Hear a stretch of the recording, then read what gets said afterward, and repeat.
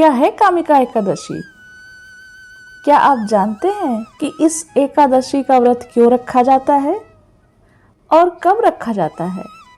साथ ही सवाल आ रहा होगा कि कैसे रखें, क्या है इस पूजा की विधि, क्या है इसके पीछे की कथा, ये सब जानेंगे आज हम इस वीडियो में। नमस्कार, मैं दीप्ति आर्या स्वागत करती हूँ आप सबका stunning Bharat by Deepti Arya channel में। कैसे हैं आप लोग? सावन का महीना चल रहा है और हम सब जानते हैं कि देवों के देव महादेव भगवान शिव भोलेनाथ का ये सबसे पसंदीदा महीना चल रहा है, जिसमें पूजा अर्चना करने से वो अत्यंत प्रसन्न होते हैं। और कैसा दुर्लभ संयोग है कि इसी महीने में एक दिन ऐसी एकादशी पड़ती है जिसका महत्व बाकी सब एकादशियों से बहुत ही ज़्यादा होता है।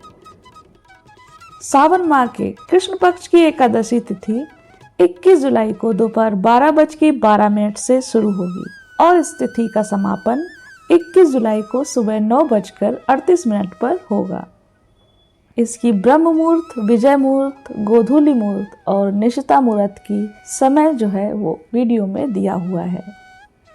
अब जानते हैं कि आखिरकार ये कामिका एकादशी का व्रत हम क्यों रखें और भगवान विष्णु इससे इतने प्रसन्न क्यों होते हैं। देखा गया है कि लोग कामिका एकादशी का व्रत करते हैं, उन्हें अगले जन्मों का अनुभव नहीं होता, अर्थात उनको मोक्ष की प्राप्ति हो जाती है। जो कोई भी तुलसी के पत्तों से भगवान श्री हरि की पूजा करता है वह सभी पापों से मुक्त हो जाता है और सचमुच पाप के प्रभाव से मुक्त रहता है। ठीक वैसे ही जैसे कमल का पत्ता पानी में डूबे रहने के बावजूद भी जिंदा रहता है। भगवान श्री हरि को अर्पित किया गया पवित्र तुलसी वृक्ष का एक पत्ता 200 ग्राम सोना या 800 ग्राम चांदी दान करने के बराबर है। ये तो हम सब जानते हैं कि तुलसी भगवान विष्णु को कितनी प्रिय है। कामिका एकादशी पर तुलसी के दर्शन मात्र से ही सभी पाप धुल जाते हैं तथा इनका स्पर्श और प्रार्थना मात्र से ही कोई भी रोग ठीक हो जाता है। जो व्यक्ति तुलसी देवी को चढ़ाता है उसे मृत्यु के देवता यमराज से भी कभी डरने की आवश्यकता नहीं होती। इन दिनों जो कोई भी तुलसी का पौधा लगाता है वह अंततः भगवान श्री कृष्ण के साथ उनके निवास में निवास करेगा। कामिका एकादशी को इतना अधिक पवित्र माना गया है कि जो व्यक्ति इस दिन भगवान श्री कृष्ण को एक सुंदर घी का दीपक भेंट करता है उसके सभी पूर्वज स्वर्ग लोक में चले जाते हैं और वहां दिव्य अमृत का भोग करते हैं। इसलिए भगवान श्री कृष्ण के सामने इस दिन घी का दीपक जरूर जलाएं। आखिर क्या है इस व्रत के पीछे की कथा, चलिए जानते हैं।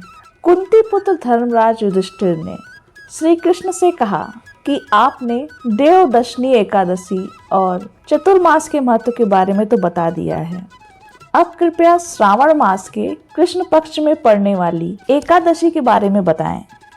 श्री कृष्ण ने कहा, हे युधिष्ठिर, इस एकादशी की कथा एक समय स्वयं ब्रह्मा जी भी देवर्षि नारद से कह चुके हैं, अतः मैं भी तुमसे वही कहता हूँ। नारद जी ने ब्रह्मा जी से श्रावण मास के कृष्ण पक्ष की एकादशी की कथा सुनाने की इच्छा जताई थी।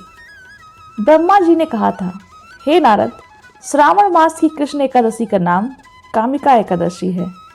इस एकादशी व्रत को सुनने मात्र से वाजपेय यज्ञ का फल मिलता है।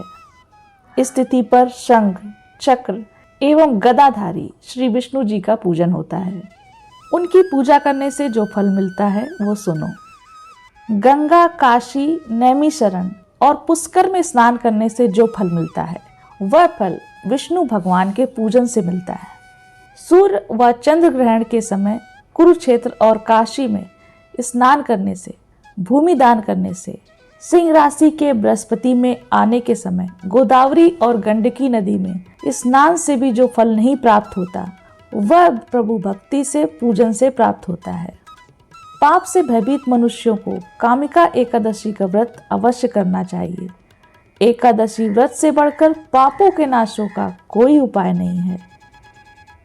स्वयं प्रभु ने कहा है कि कामिका व्रत से कोई भी जीव कुयोनि में जन्म नहीं लेता। जो इस एकादशी पर श्रद्धा भक्ति से भगवान विष्णु को तुलसी पत्र अर्पण करते हैं वे इस समस्त पापों से दूर रहते हैं। हे नारद, मैं स्वयं श्री हरि की प्रिय तुलसी को सदैव नमस्कार करता हूँ। तुलसी के दर्शन मात्र से ही मनुष्य के समस्त पाप नष्ट हो जाते हैं और इसके स्पर्श से मनुष्य पवित्र हो जाता है। व्रत के पीछे क्या है कथा, तो चलिए ही जानते हैं। एक कथा के अनुसार प्राचीन काल में किसी गांव में एक ठाकुर जी थे।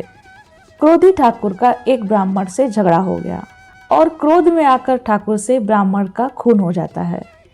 अतः अपने अपराध की क्षमा याचना हेतु ब्राह्मण की क्रिया उसने करनी चाहिए, परंतु उसकी अंतिम क्रिया में पंडितों ने उसे शामिल नहीं किया और ब्रह्म हत्या का दोषी बना दिया। परिणाम स्वरूप ब्राह्मणों ने भोजन करने से इनकार कर दिया और कहा कि तुम तो ब्रह्म हत्यारे हो। तब ठाकुर ने मुनि से निवेदन किया कि हे भगवान, मेरा पाप कैसे दूर हो सकता है। इस पर मुनि ने उसे कामिका एकादशी व्रत करने की प्रेरणा दी। ठाकुर ने पश्चाताप किया और जैसा कि मुनि ने कहा था वैसा ही व्रत किया। तब रात्रि में भगवान की मूर्ति के पास वह जब शयन कर रहा था, उसे स्वप्न में प्रभु दर्शन देते हैं और उसके पापों को दूर करके उसे क्षमा दान देते हैं। तब से कहा जाता है कि भगवान विष्णु जो ये व्रत करता है उसके सभी पापों को दूर करता है। लेकिन इसका मतलब ये नहीं है कि वो पाप आप जानबूझकर करें। ब्रह्मा जी कहते हैं कि हे नारद, कामिका एकादशी के व्रत का श्रद्धा से सुनने और पढ़ने वाला मनुष्य सभी पापों से मुक्त होकर विष्णु लोक को जाता है, ऐसा माना जाता है। तो इस वीडियो में हमने जाना कि कामिका एकादशी व्रत की क्या महिमा है, इसके पीछे की क्या कथा है और इसको कब मनाएं और कैसे मनाएं। आशा करती हूँ आपको मेरा ये वीडियो अच्छा लगा होगा। तो मिलते हैं फिर नेक्स्ट वीडियो में। तब तक के लिए हंसते रहिए, मुस्कुराते रहिए।